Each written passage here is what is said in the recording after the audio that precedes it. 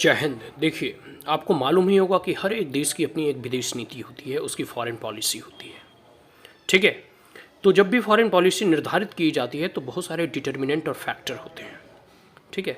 Domestic factor होते हैं और इंटरनेशनल फैक्टर होते हैं। तो यहाँ जो है UPSC civil services political science international relation year 2005 paper 2 question number 4 में पूछा जा रहा है, जिसमें कि हमें डिस्क्राइब करना है, describe and assess the role and importance of geo political and geo economic factor in determination of foreign policy of a country. यहाँ देखो दो कारक हैं। पहले जियो पॉलिटिकल है कि मतलब अंतर्राष्ट्रीय जगत की जो राजनीति होती है और अंतर्राष्ट्रीय जगत की जो आर्थिक नीति होती है, मतलब अंतर्राष्ट्रीय लेवल पे, इंटरनेशनल लेवल पे जो इकोनॉमिक जो है स्टेबिलिटी या डी स्टेबिलिटी होती है। तो इन दो फैक्टर, अंतर्राष्ट्रीय राजनीति और अंतर्राष्ट्रीय आर्थिक राजनीति, किस प्रकार से किसी देश की जब विदेश नीति निर्धारित की जाती है तो उस पर प्रभाव डालता है या उसे डिटरमाइन करता है, इसको जो है हमें लिखना है।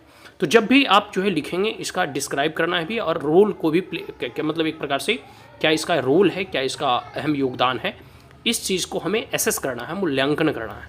ठीक है। किस चीज़ के? जियो पॉलिटिकल इंपॉर्टेंस का और जियो इकोनॉमिक फैक्टर का। जब भी फॉर एन एग्जाम्पल आप भारत को ही ले लो, अब जैसे वैश्विक राजनीति अभी चल रही है, इजराइल और कह सकते हो हमास में युद्ध चल रहा है, इधर आपका रशिया और यूक्रेन में युद्ध चल रहा है। तो अंतर्राष्ट्रीय राजनीति को देखते हुए भारत फैसले लेते हैं कि हमें रशिया के साथ जाना है क्योंकि रशिया हमारा मित्र है।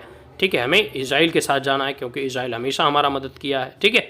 और इसके साथ साथ इकोनॉमिक फैक्टर देखो, अभी कैसे जो है, अगर मान लो गल्फ में कोई अगर युद्ध छिड़ जाए तो तेल वगैरह का संकट हो सकता है, एनर्जी सिक्योरिटी प्रभावित हो सकती है, सामान महंगा हो सकता है, इन्फ्लेशन बढ़ सकता है। तो सभी चीज़ें जो है मायने रखती है और डिटरमाइन करती है विदेश नीति को निर्धारित करने के समय।